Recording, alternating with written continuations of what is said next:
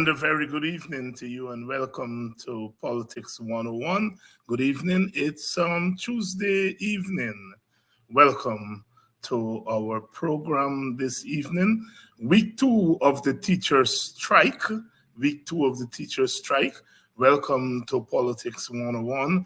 Wherever you are, welcome to Politics 101. Tonight, of course, we are continuing our coverage of the teacher strike. The teacher strike in week 2. We had Coretta McDonald here yesterday evening.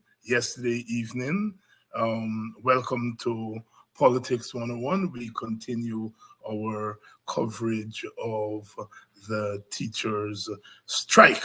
Coretta McDonald was here last evening, and he brought us up to date with what's happening with that teacher strike, and we are continuing to cover that strike. So welcome to our program, wherever you are, whether you're joining us from Guyana or outside of Guyana. Welcome to Politics 101. Special welcome to our teachers.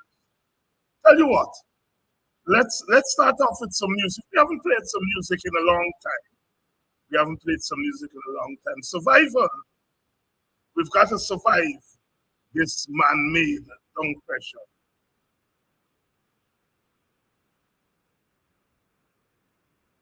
You've got to survive. From the beginning of time, reaching out to the sublime in a cold and hostile world. We have struggled to exist in this earthly wilderness, seeking an elusive goal.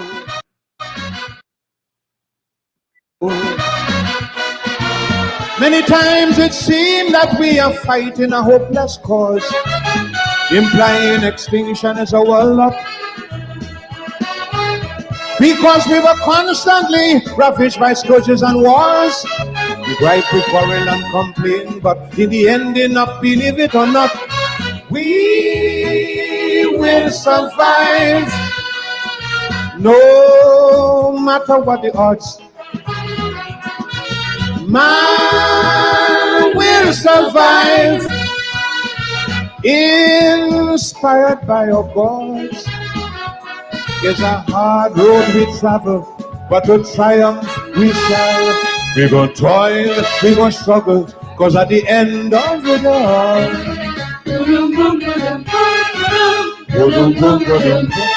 whether you're big or small, Peter helping Paul, till the master call, we fight for survival. Oh, yeah.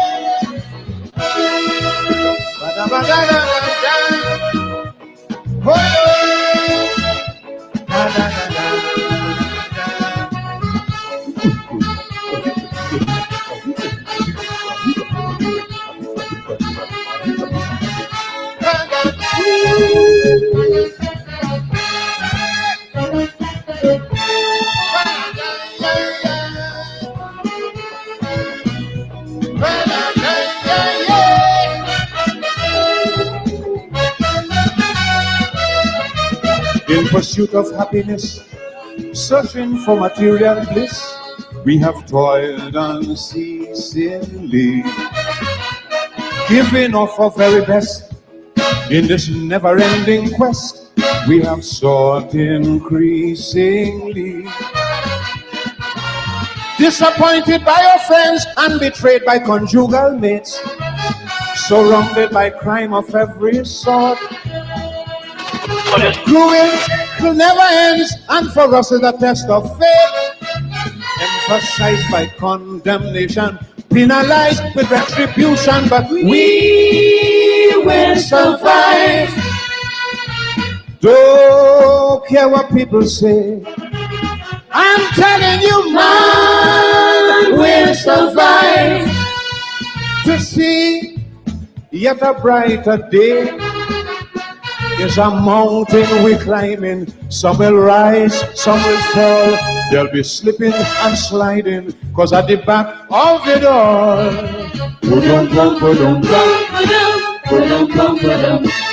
metaphysical, deep and spiritual, till the master call, we fight for survival. Whoa, yeah.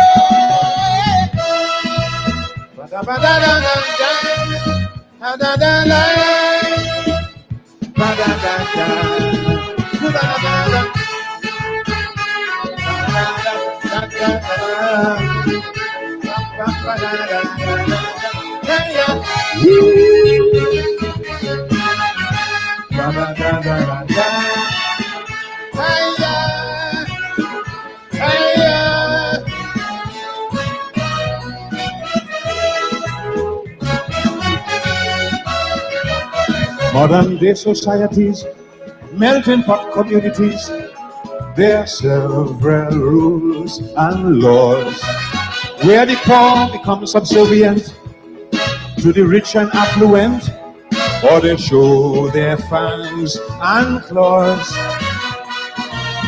Divided by creed and race, it ain't easy to be free. No one knows for sure if we really can ever find an equal place and live as one family. Sometimes it's hard to find solution, but nothing conquers the will of man. We will survive, though times may be rough. Man will survive. We know how to be tough. So let nothing divide we. All for one, one for all. Feel the power and the glory, cause at the back of it all,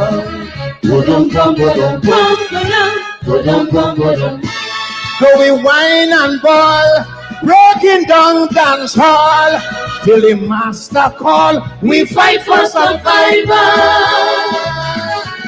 Whoa. Ba-da-ba-da-da-da-da. Hey, hey, hey, yeah. Ba-da-ba-da-da.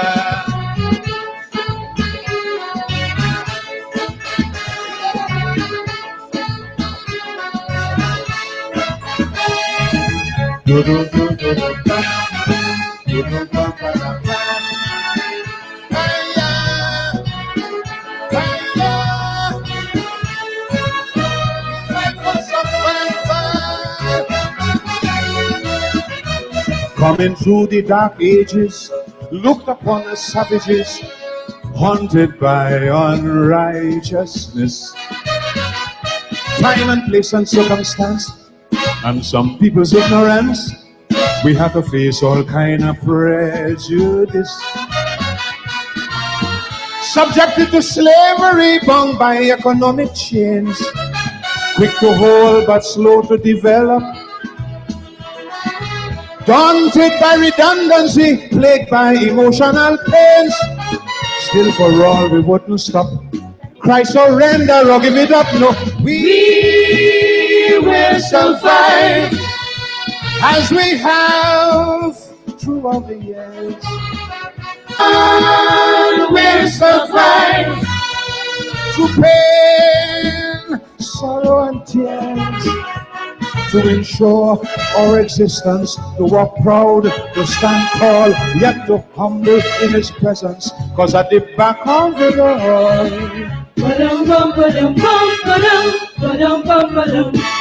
going wine and ball, breaking down dance hall, till the master call, we fight for survival.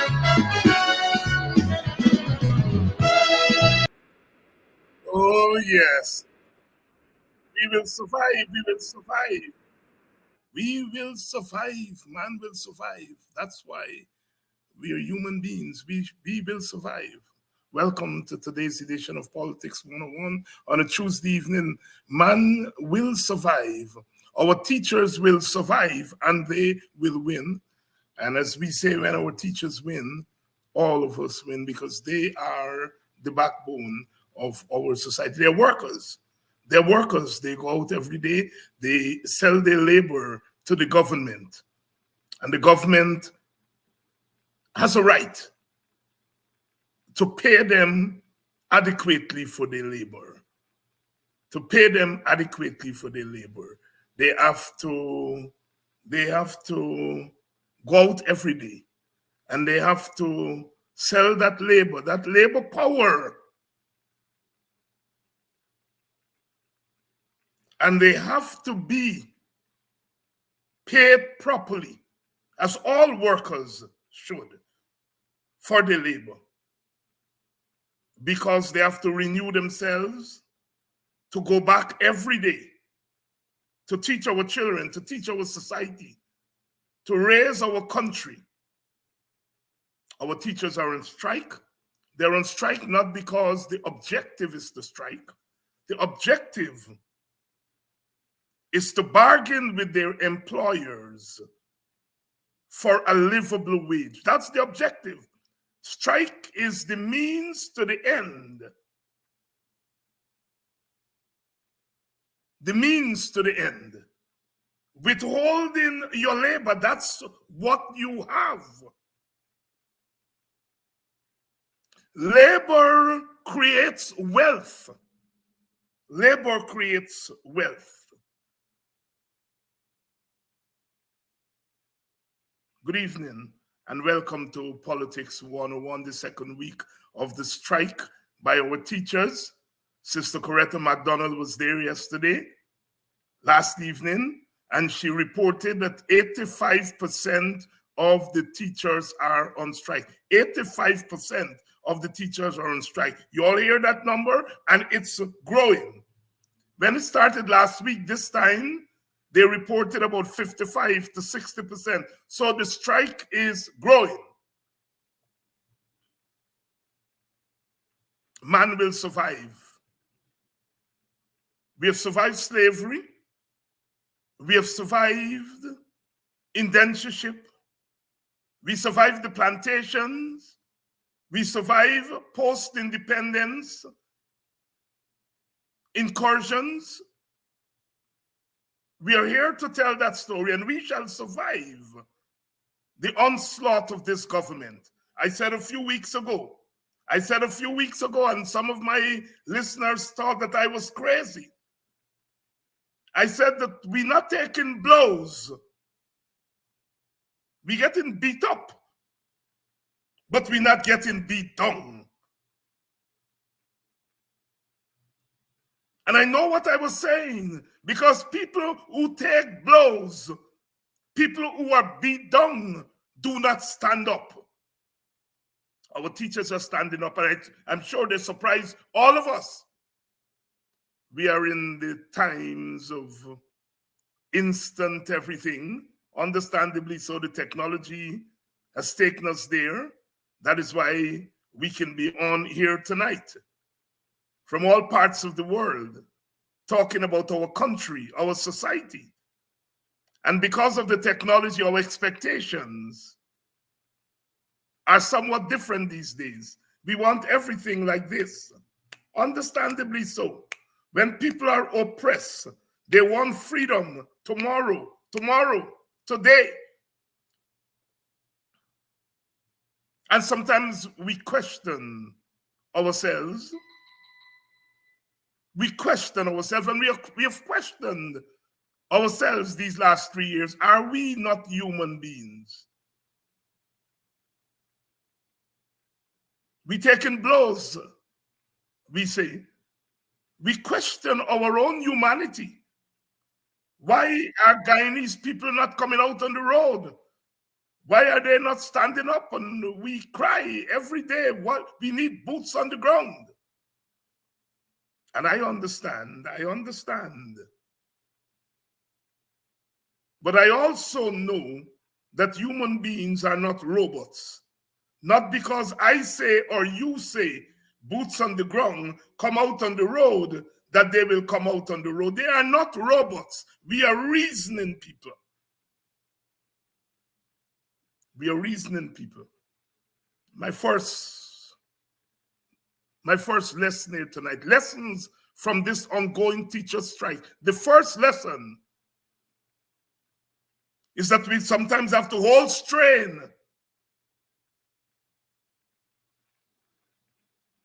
We have to take our time sometimes. That when we move.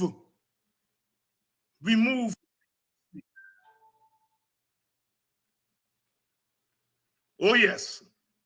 If someone said last week, or the week before, sorry, that 85% of our teachers would down tools and come on the road and demand from the government, their employer, a just and livable wage.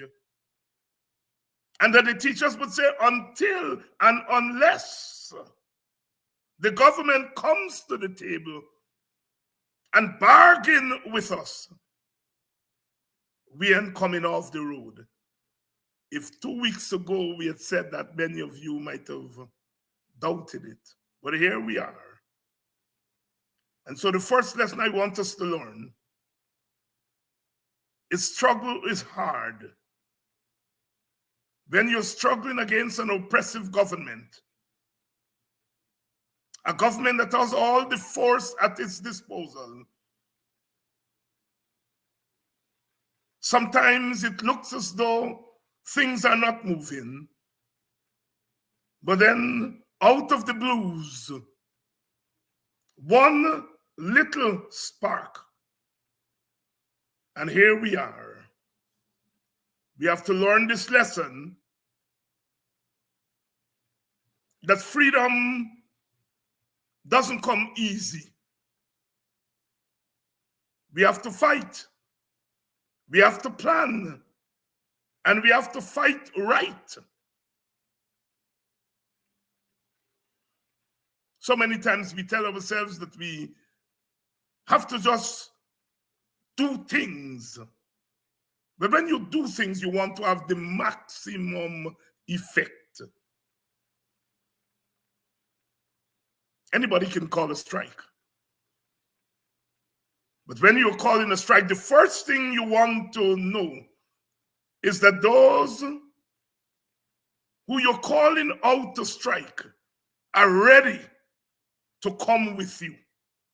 Are you ready? Are the workers ready?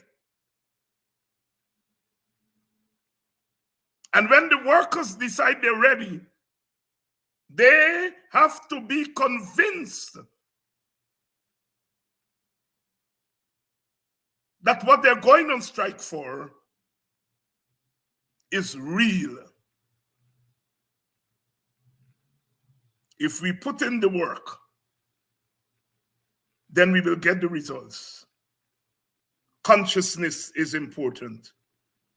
Consciousness is important.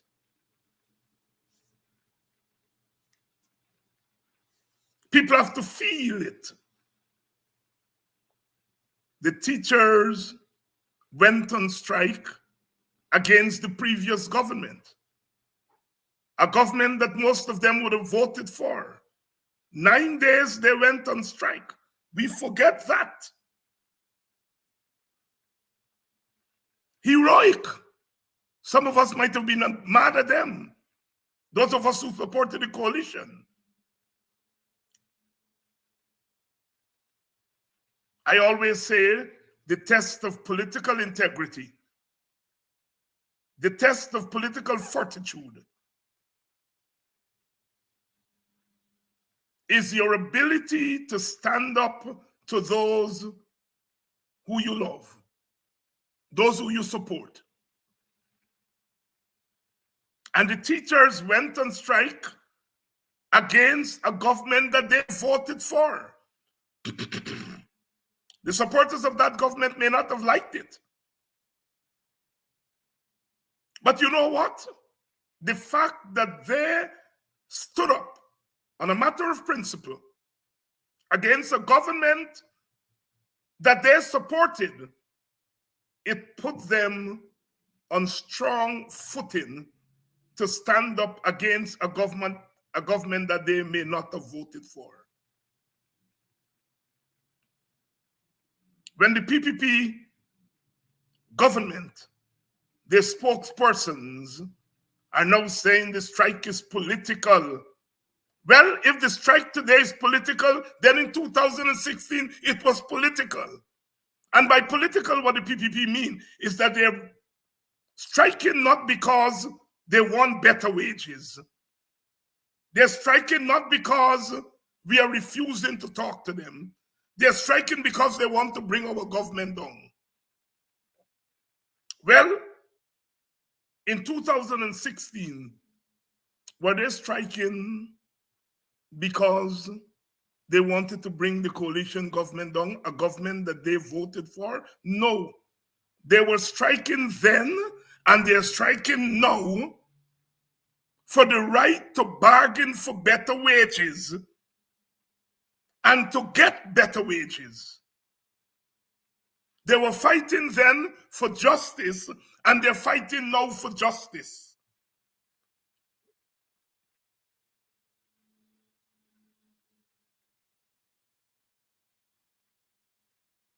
The objective of the teachers is not to bring the government down, it's to bring the government to the table and to get the government to pay them their just wages.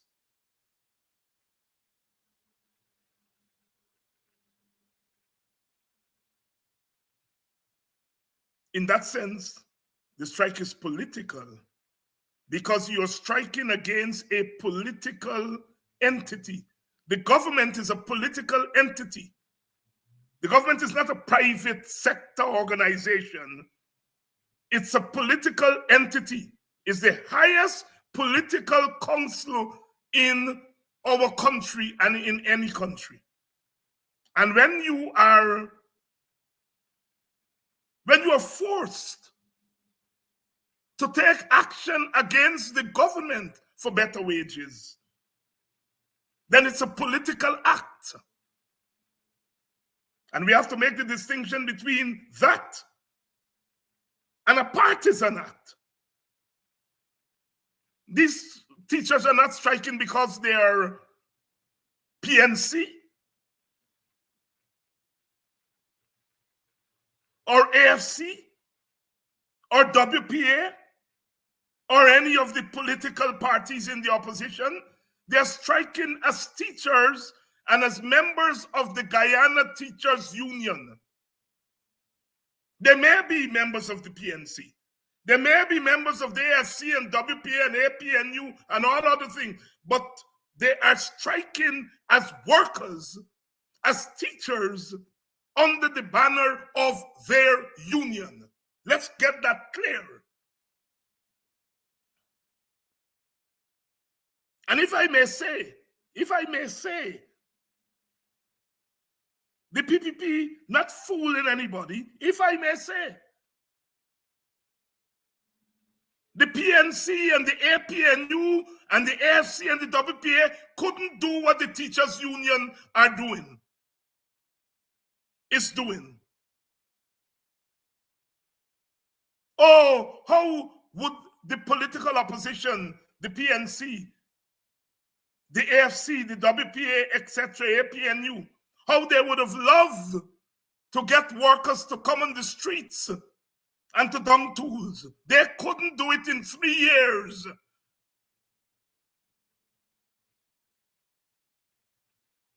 But workers, under the banner of the union, they are doing it. So, this is not about political party.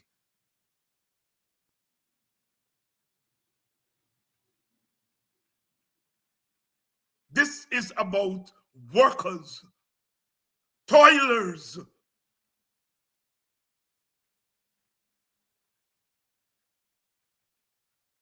So let's get that clear. Let's get that clear. Let's get that clear. You see, work has to be done. There is always something to be done, says Cyril, Lionel, Robert, James, CLR James, our own Caribbean CLR James. There's something to be done. There's always something to be done. Human beings are not robots. They act based on instincts. And their instincts arise out of their consciousness of their environment. 2 years ago, the IRI, the Republican Institute, did a poll. And that poll showed that not many Guyanese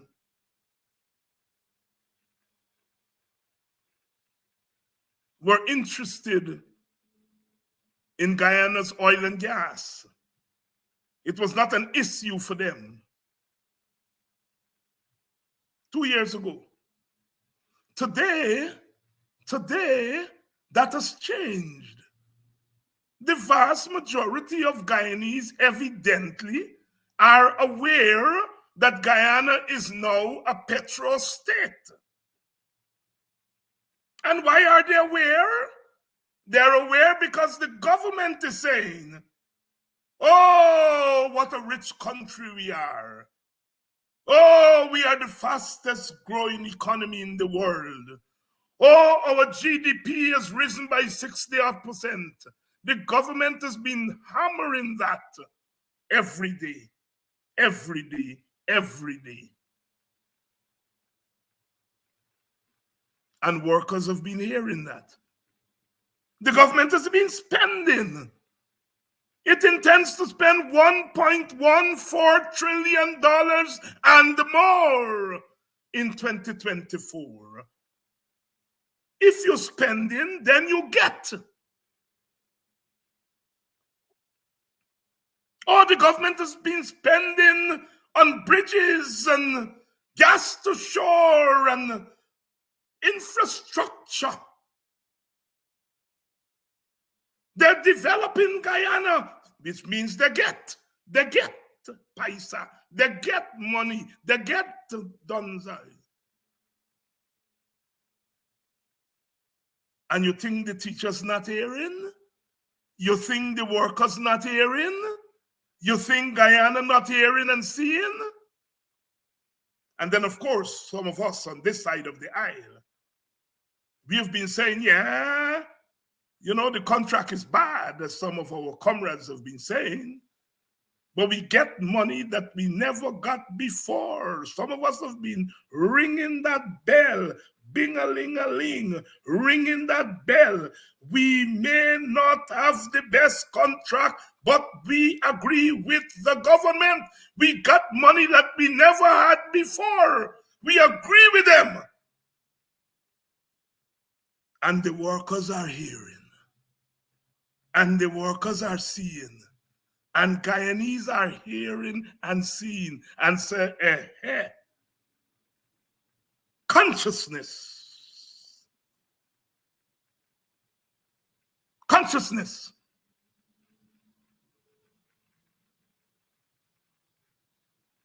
You cannot be saying that you are one of the richest countries in the world and you don't want to pay your workers or some workers. Oh my God, you all remember 2022, there was that march from Golden Grove. And then, of course, we know what the PPP does with opposition marches. And the police and others conspired.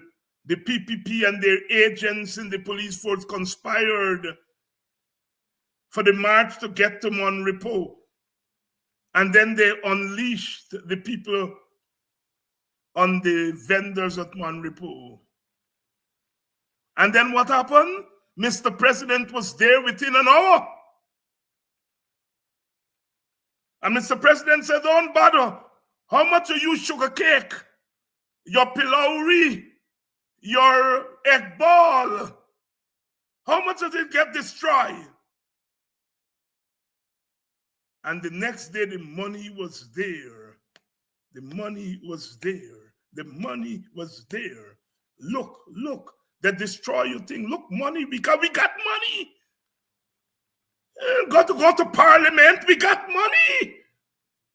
This is for your sugar cake and your pillory and so on that get destroyed. Look, the money.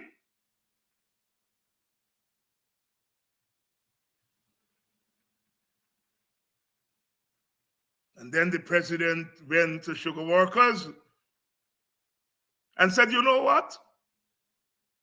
The APNU knock you all off. They give you all your severance pay. They give you all what you are supposed to get.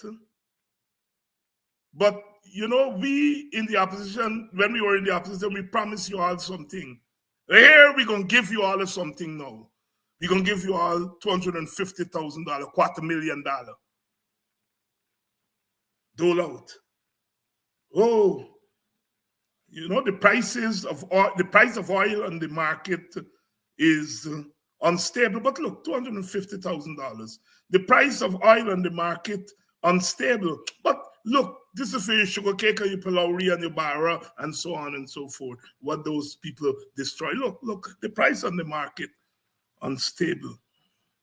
And then they went to fishermen and fisherwomen and said, you see in hard time. Look, the price on the price of oil on the market is unstable. But we got SARS. Look.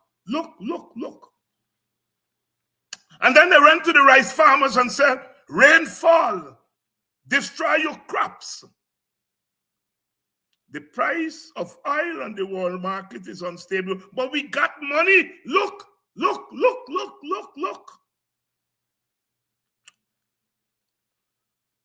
And then they went to Linden, to their supporters, and they said, Linden don't support me. And if people from Linden, a couple of you all support me, you all brave.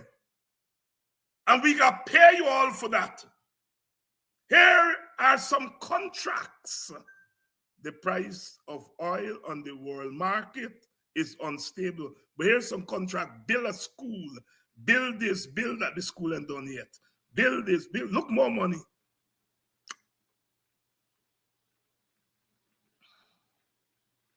And then they say to the business people, their friends, the Chamber of Commerce, and so on. Look, oh my God, you all seen hard times in this war in Ukraine. Everything gone up. But here's what we're going to do. We get some extra money from that oil. Because of the war, the price for the oil go up, and we get some extra money we didn't expect. And we're going to give some of the money to you in the form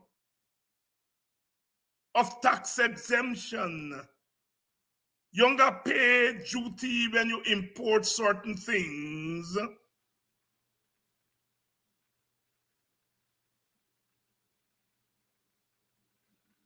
And so our government has been sharing out monies to its supporters. It has been raiding the Natural Resource Fund, where the money from the oil go in, and it's been giving it to its supporters. If you're a sugar worker and you get $250,000, God bless you, because I'm sure the sugar workers needed it and they found good use for it. If you're a fisherman and fisherwoman and you get a big small piece from the government, thank God, because I'm sure that those people put it to good use. If you're rice farmers and your crop get destroyed and the government give you a big small piece, I don't grudge you, because I'm sure you put it to good use. But here's the story. We live in a particular kind of society with a particular face. It's a multi-ethnic face. And our location in the economy is ethnic based. Sugar workers are mostly in sugar, of course. They're mostly Indian Guyanese. They got some black people. In Wales Estate, for example, got a fair share of black people who used to work there. But sugar workers primarily are Indian Guyanese. And so are fishermen and fisherwomen. There are some black people and so on who does fish, but the vast majority are Indian Guyanese. The rice farmers, yes, they got some black rice farmers, West Bobis, Quarantine, etc. But the vast majority of the rice farmers are Indian Guyanese. And the people who stalls get break up and their food destroyed at Monrepo are mostly Indian Guyanese. So the government, insofar as it's been doling out monies, it's been going to one sector and one section of our country. And those people deserve what they get. We would have preferred it to be more structured, but they deserve what they get. But there are other sections of the society, the workforce. 54,000 of our workers are public servants. They work for the government. Include teachers and government workers in the ministries and nurses and policemen and women and soldiers and so on and so forth. No big money for them. No big money for them. The president didn't go to the public servants and said, all right, the prices on the world market for oil unstable, but we got money and we give your brothers and sisters in sugar and rice and fish, we give them a big small piece, and we come now to give you a big small piece. Oh no, oh no. When the president go to an African Guyanese community, it's not to give them a big small piece. It's to go and talk down to them. It's to go and treat them like little children. It's to go there and tell them that their leaders are useless. It's to go there and cuss their leaders, not to share out big money.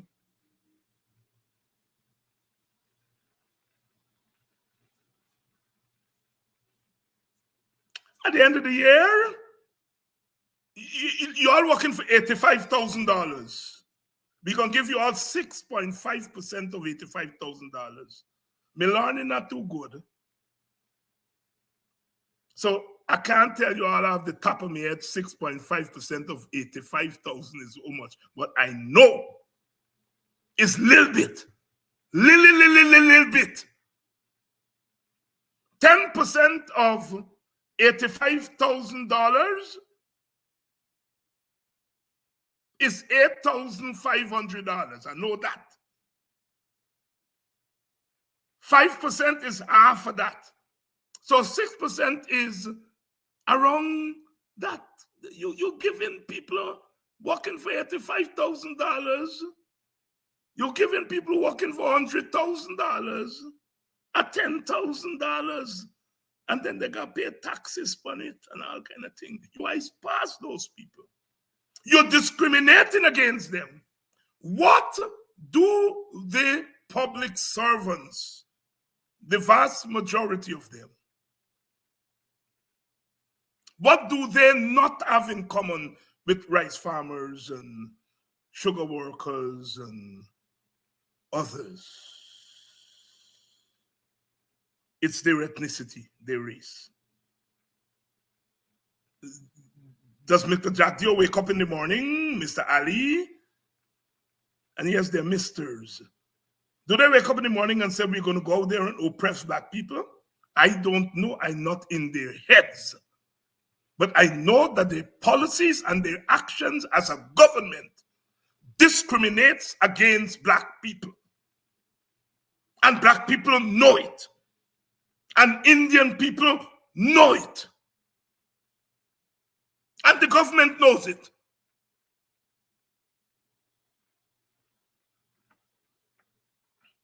What do teachers? They get kokobe?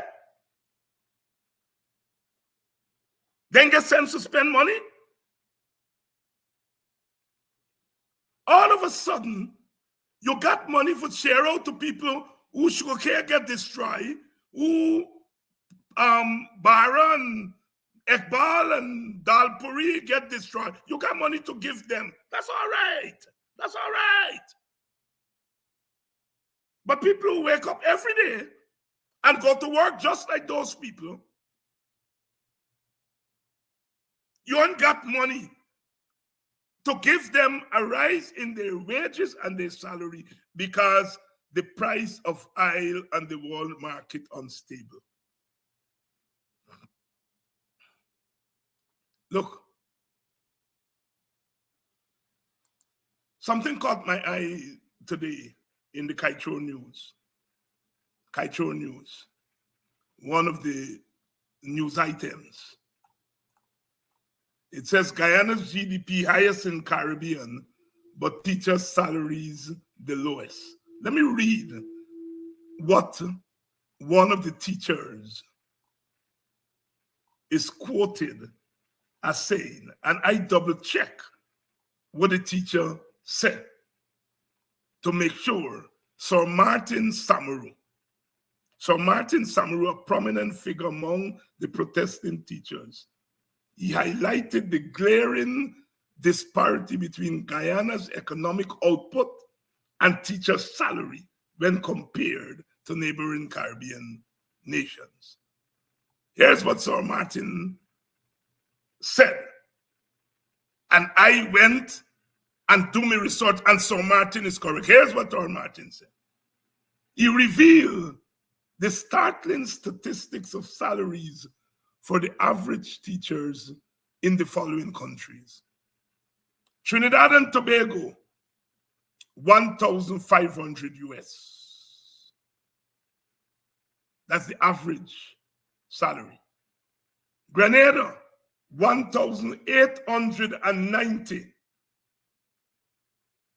Dominica, 1,670 US dollars. St. Vincent, Ralph Country, 813 US dollars. Antigua and Barbuda, 1,110 US dollars. St. Martin, you all know that well, because a lot of we people there. 2,714 US dollars. Jamaica, 623 US dollars. We coming to Guyana now. Guyana, the average is 600 US a month. The lowest in the English-speaking Caribbean. 600 in St. Martin is 2,714, which means that the average that a Guyana teacher earning is less than a quarter, somewhere around 22 or 23% of what they earn in St. Martin. It's a third of what they're earning in Grenada. And so on and so forth. But here is the startling statistic here. 65% of the Guyana workforce receive 600 US dollars a month. 65%. Those numbers that we give there is the average. The average, $600 the average. 600 US dollars, that is 200 by 600, that is 120,000 Guyana dollars. That's the average. And 65% of our teachers are earning that. These numbers are important Because the government been reeling out all kind of numbers.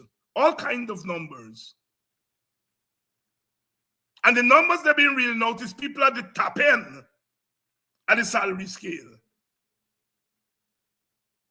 Not the bottom end. And the 600 is average. There are teachers who are earning less than the 600.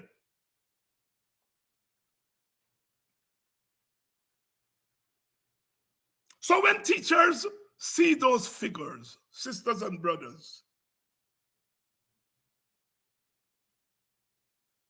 and they hear the government saying we got plenty money,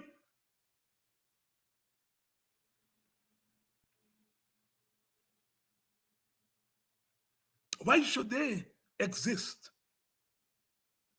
on that meager sum of money? Why should they?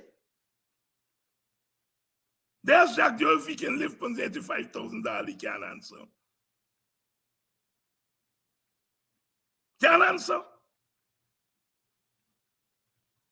Compare with the rest of the Caribbean, that's what we teachers earning. The lowest in the English-speaking Caribbean, and our economy is the strongest. Our GDP is the highest. And yet you're telling workers that you can't pay them. Not only you can't pay them, you are refusing to sit down with the workers. This is the unkindest cut of all. You're refusing to sit down with them and say, well, look what you're all asking for. We can't meet all of that, but we're going to meet you all halfway or three-quarter way. What do you all think? Let me negotiate. No. The president goes on his live and he said the teachers unconscionable.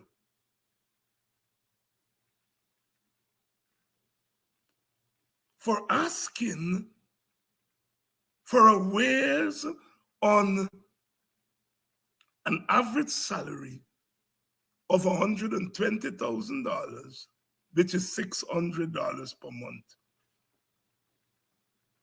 They're unconscionable. You're sharing money to other people, other categories of workers. You're sharing money to your supporters. You're sharing money for the private sector. You got money to go and buy votes, but not money to pay teachers and other public servants. And the money's there. The money's there.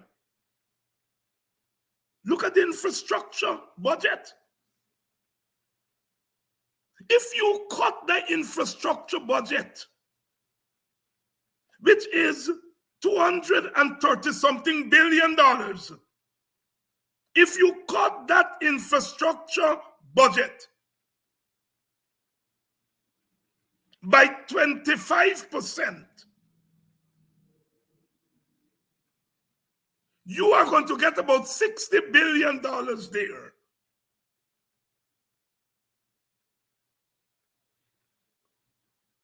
We intended to cut Gaisuko money. If you cut that infrastructure budget by 25%, by 20%,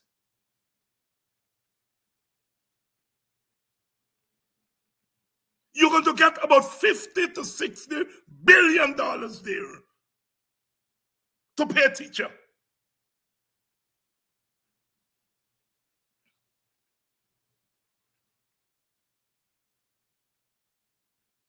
If we don't have a few bridges and a few highways, or if we cut a 4-lane highway to a 3-lane highway, if we postpone from bridges,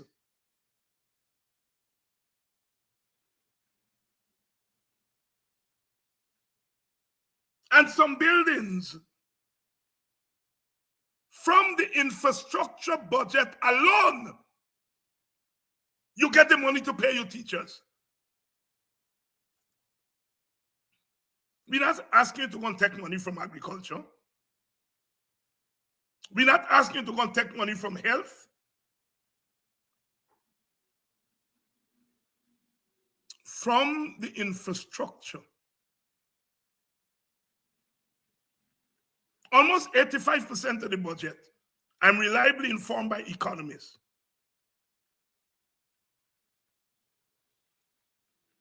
almost 85% of that $1.14 trillion is going to procurement, which means people going to bid and get contracts. So 80 to 85% of that 1.14 trillion Guinean people pocket.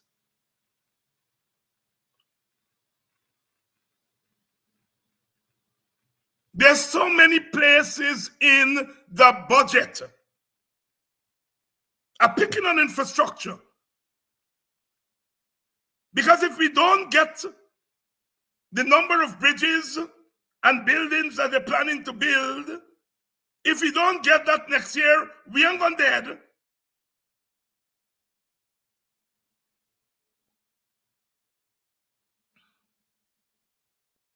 We're not asking the government to go and pick fair,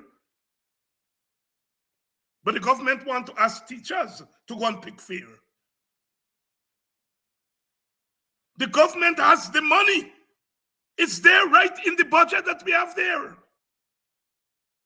I know the opposition, they've put out there where the money can come from, and so we have options. But I am saying here tonight, just from the infrastructure budget, if you take away a quarter of that infrastructure budget and put it towards wages and salary, it will meet the teachers' demands.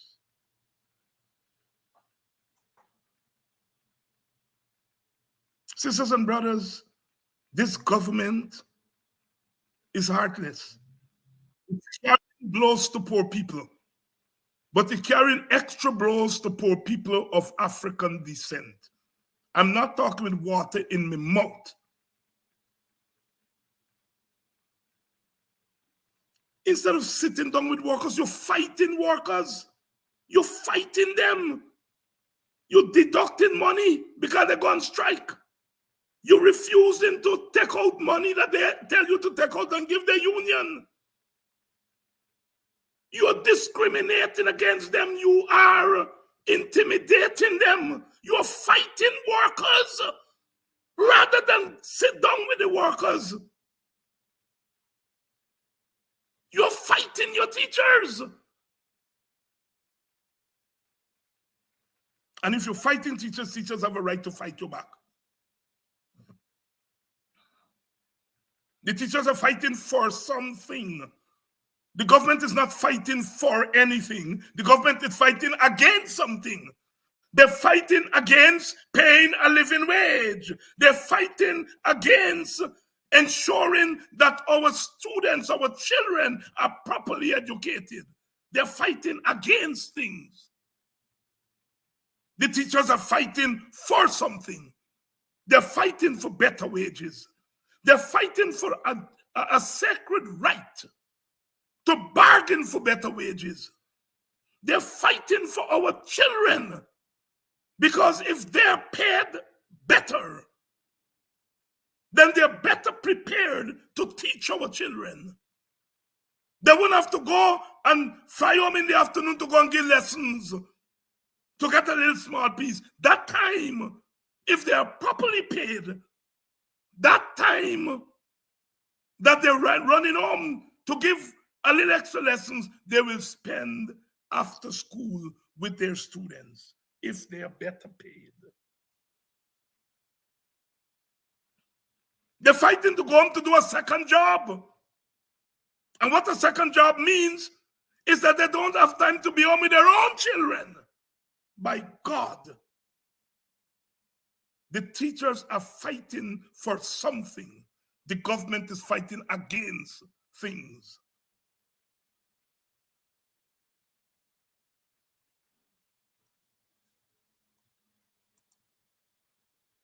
Let me read these numbers again.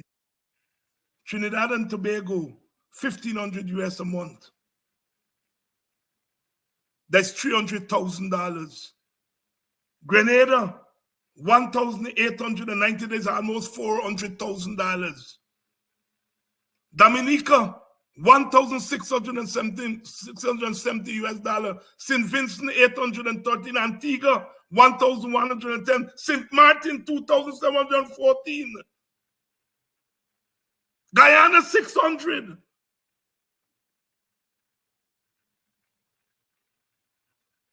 %65% of our teachers earning $600.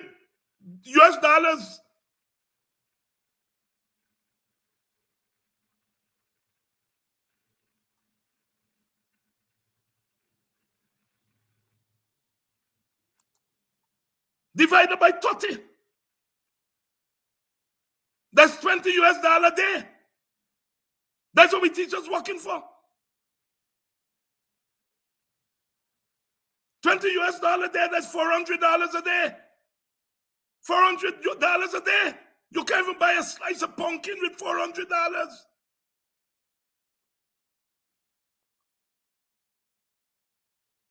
Now, some of you always say they don't work Saturday and Sunday. So let me say 4 weeks by 5 days, that's 20 days. Let me say 20 days a month. 20 days, divide 600 by 20 is $30. So they're working for $600 a day. If you just take the teaching days, let me don't take all the Saturday and Sunday. $600 a day, that's what we teacher working for. On the average, because some of them working for less than that. And when you take all the tax from that, it's less than that. It's cruel. It's cruel. The teachers' strike is just. This is not about politics in the partisan sense. It is politics in the sense of bread and butter. And the Jack Dio get the nerves, the gall to say, don't worry with some of the teachers. They're going out there and they're striking, but they're going to vote for the PPP. At the end of the day, that man has no respect. He's so disrespectful to his own supporters. Don't worry with them. Don't worry with them. They're going out there because the union misleading them. But at the end of the day, they're going to vote for the PPP. That is all the PPP thinks of us, including their supporters. Including their supporters. That's what they think of us. Whether we can vote for them or not vote for them, not whether we eating, not whether teachers can eat and live and put a roof over their head, pay their rent, pay their mortgage.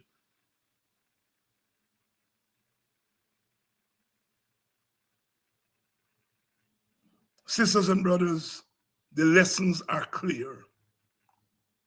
If ever Guyanese people and those outside of Guyana felt that we were exaggerating when we say that this government is authoritarian, they now know that we're not exaggerating. Sometimes, look, I will say it. You know, about a year ago, Brother UC Quayan and I were talking. And he told me, he said, David, this government gonna choke itself.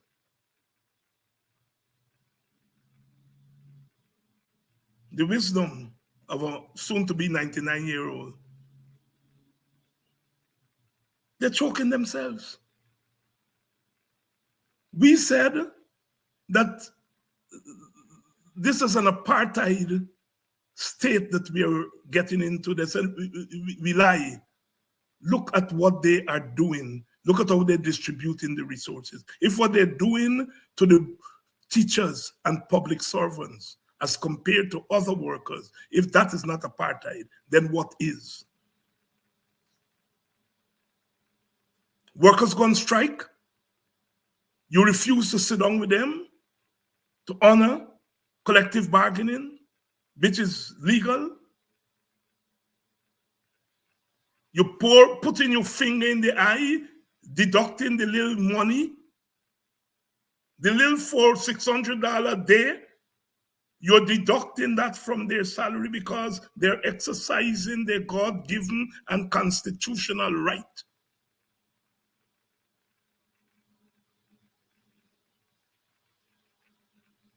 If that is not dictatorship, tell me what is. If you all had any doubts, then you all see it. I'm glad. For me, it is very important that Indian Guyanese teachers are out there and are vocal. If the government think it was a partisan strike, those people out there are a living testimony it's not a partisan strike.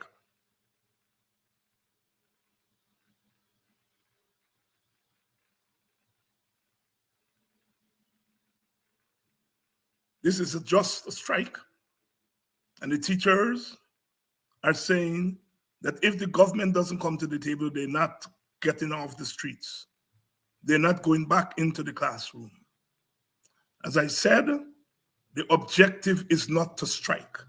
The objective is to get the government to honor collective bargaining, and then out of that, to get a livable wage. That's the objective. That's the objective. The objective is not the strike. The strike is the means to the end. Let us continue to give the support. Teachers need the support. Parents, get out there and give them more support. At some point, we have to call on the children, the students, to support their teachers.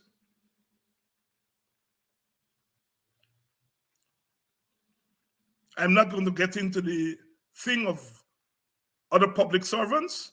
Teachers are 13 to 14,000. There's still 40,000 other public servants. Their unions will have to decide what to do. It is the teachers who told their union, if you don't get out there, we're going to throw you out. They instruct their unions to strike. Some of you all know that I defend working people.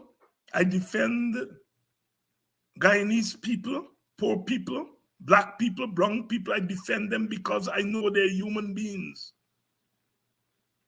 And I want you all to hear, it is they, the people who sometimes we wash we mouth on. Oh, you can't understand why Guyanese people not getting up against this government. Blah, blah, blah. You understand that? Frustration. But I also understand that those workers are rational human beings.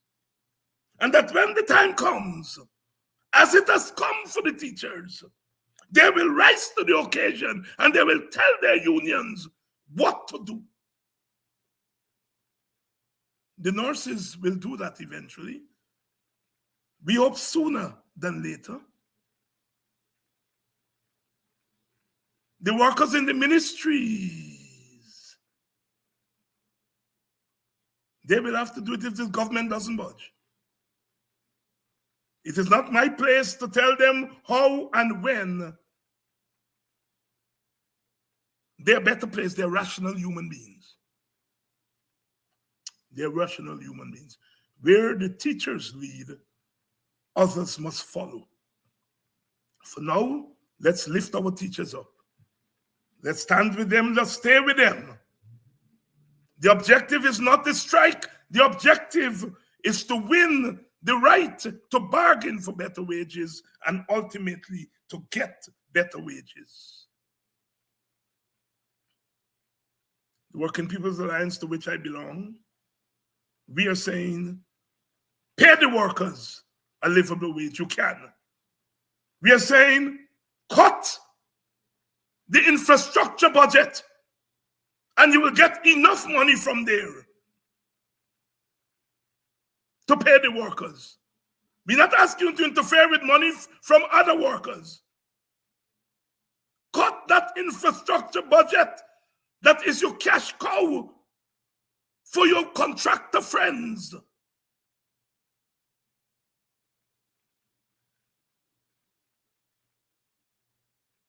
And then we say that NRF money that you're going to take 10% of it and give it to each household. A legal cash transfer to supplement their wages.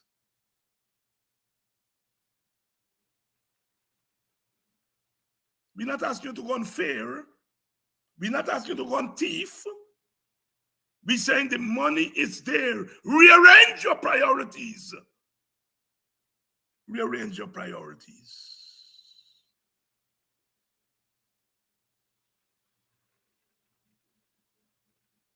Tomorrow night we're going to be doing it again. I'm hoping to have some friends. We're hoping Pastor London, Apostle London is likely to be here. Nima Flu Bess is likely to be here. We can keep this thing going. I love you all, and let's stay strong.